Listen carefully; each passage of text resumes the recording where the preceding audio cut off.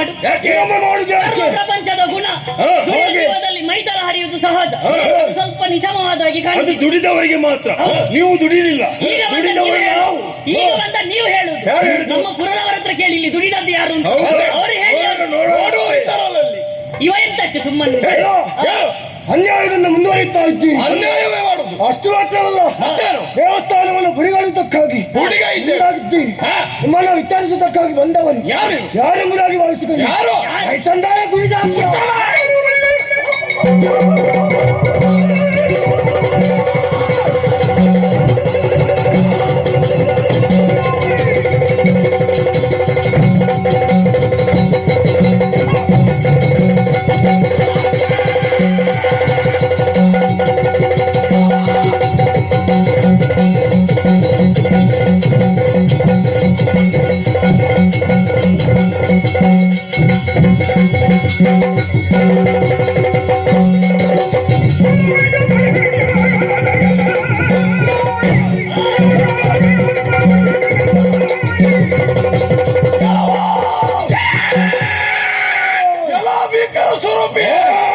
ನನ್ನು ಕಾಣುವಾಗ ಈ ಕಲಾಕೃತಿ ಇವನನ್ನು ಕಾಣುವಾಗ ಸ್ವಲ್ಪ ದಣಿದಿರುವ ಹಾಗೆ ಕಾಣುತ್ತಾ ಇದ್ದಾನೆ. ಹೌದಾ? ಆದ್ದರಿಂದ ಇವನಿಗೆ ವಿಶ್ರಾಂತಿ ಅಗತ್ಯ ಉಂಟು. ಇವನು ಕುಣಿಯುವಾಗ ನಮ್ಮ ಆಯಸ್ಸೆಲ್ಲ ಪರಿಹಾರ ಆಯ್ತು ಅಲ್ವೇ? ಆ ಮಾರುತನ ಬೀಸುವಿಕೆ. ಆದರೆ ಒಂದು ಮಾತನ್ನು ಹೇಳುತ್ತೇನೆ, ನಮ್ಮ ಹೆಸರನ್ನು ಬಲ್ಲೆಯ ಅನ್ಯಾಯ ಅಕ್ರಮರು. ನಾವು ಇಲ್ಲಿಯವರೆಗೆ ಧರ್ಮದ ಕಾರ್ಯ ಮಾಡಿದ್ದೇ ಇಲ್ಲ. ಮಾಡುವುದೇ ಅನ್ಯಾಯ, ನಡೆಯುವುದೇ ಅಕ್ರಮ. ಆದ್ದರಿಂದ ಹೇಳುತ್ತಾ ಇದ್ದೇನೆ, ನಿಮ್ಮೀರುವರ ಶಕ್ತಿ ಸಾಮರ್ಥ್ಯ ನಮ್ಮ ಎದುರಿಗೆ ನಡೆಯದು. ನಡೆಯುವುದಿಲ್ಲ.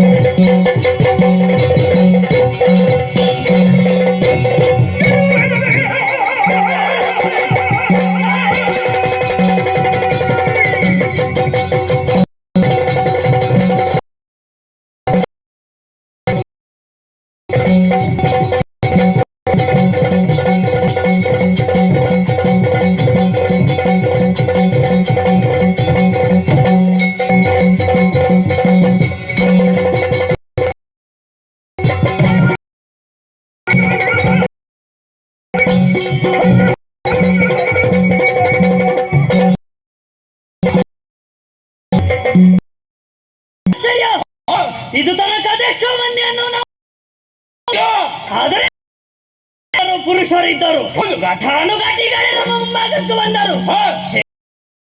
ಅವರನ್ನು ಸೋಲಿಸಿದವರಿದ್ದೇವೆ. ಆದರೆ ಯಾರು? ಈಗ ಬಂದ ಇವಳನ್ನು ಕಾಣುವಾಗ ಆಶ್ಚರ್ಯ ಪರಮಾಶ್ಚರ್ಯ. ಯಾಕೆ ಬಂದಿದ್ದಾಳೆ, ಯಾರಿರಬಹುದು? ನಾವು ತರ್ಕಿಸಿಕೊಂಡ್ರೆ ಸರಿ ಅಲ್ಲ, ಉತ್ತರ ಸಿಗುವುದಿಲ್ಲ. ಆಹಾ.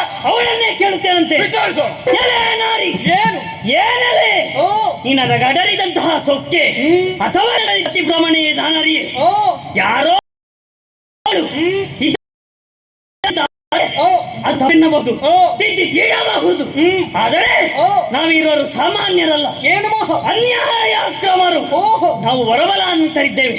ದೈವಶಕ್ತಿಯಿಂದಲೂ ದೇವಶಕ್ತಿಯಿಂದಲೂ ನಮಗೆ ಮರಣ ಇಲ್ಲ ಎನ್ನುವ ಹಾಗೆ ನಾವಿರೋರು ಈ ಹೊತ್ತಿಗೆ ಈ ವಜ್ರಾಸುರನ ಆಳ್ವಿಕೆಯಲ್ಲಿ ಎಲ್ಲವನ್ನು ಸ್ವಾಧೀನಪಡಿಸುವಂತಹ ಕಾಲ. ಚತುರ್ಭುಜೆಯಾಗಿ ಒಂದೊಂದು ಕರಗಳಲ್ಲಿಯೂ ಆಯುಧವನ್ನು ಧರಿಸಿಕೊಂಡು ನಮ್ಮನ್ನೇ ಎದುರಿಸುವರೆ ಮುಮ್ಮತ್ತಿ ಬರುತ್ತೀಂತಾದ್ರೆ ನಿನ್ನ ಧೈರ್ಯವನ್ನು ಮೆಚ್ಚಲೇಬೇಕು.